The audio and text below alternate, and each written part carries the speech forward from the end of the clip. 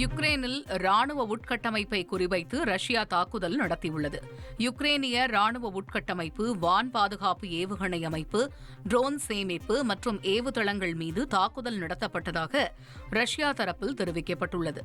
இதனிடையே ரஷ்யாவின் தெற்கு பகுதியான வோலோகிராடில் யுக்ரைன் நடத்திய ட்ரோன் தாக்குதலில் ரயில் நிலைய கட்டிடத்தில் மின்கம்பி சேதமடைந்து தீப்பற்றி எரிந்தது.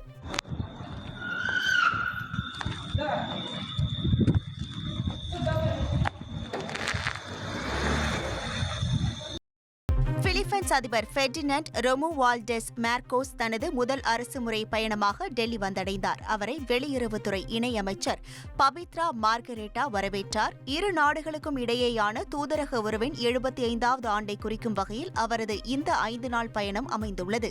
தொடர்ந்து பிலிப்பைன்ஸ் அதிபர் பிரதமர் மோடியுடன் இருதரப்பு உறவு, ராணுவம் மற்றும் வர்த்தகம் தொடர்பாக பேச்சுவார்த்தையில் ஈடுபட இருப்பதாக தகவல்கள் வெளியாகியுள்ளன.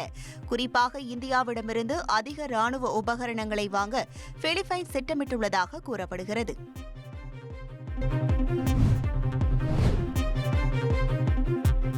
ஃப்ளோரிஸ் புயலால் ஏற்பட்ட பலத்த காற்று மற்றும் மழையால் பிரிட்டன் மற்றும் அயர்லாந்தின் சில பகுதிகளில் கடுமையான வானிலை எச்சரிக்கை விடுக்கப்பட்டது.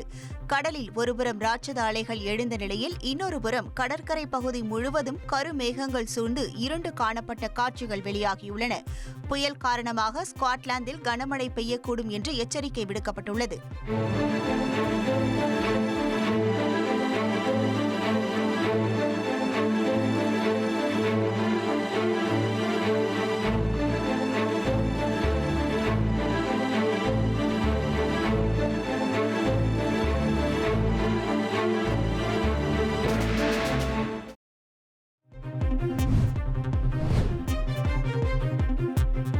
அமெரிக்காவில் தற்போது சட்டவிரோதமாக குடியேறிய பலரும் நாடு கடத்தப்பட்டு வரும் நிலையில் அவர்கள் வளர்த்த செல்ல பிராணிகள் கைவிடப்பட்டு விலங்குகள் பராமரிப்பு மையங்களில் விடப்பட்டுள்ளன. தற்போது அவ்வாறாக 41 செல்ல பிராணிகள் லாஸ் ஏஞ்சல்ஸ் விலங்குகள் பராமரிப்பு மையத்தில் கைவிடப்பட்டுள்ளன.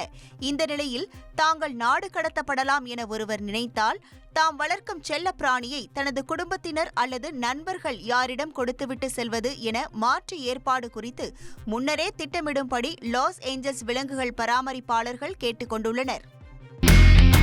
இனி செல்லும் இடமெல்லாம் செய்தி.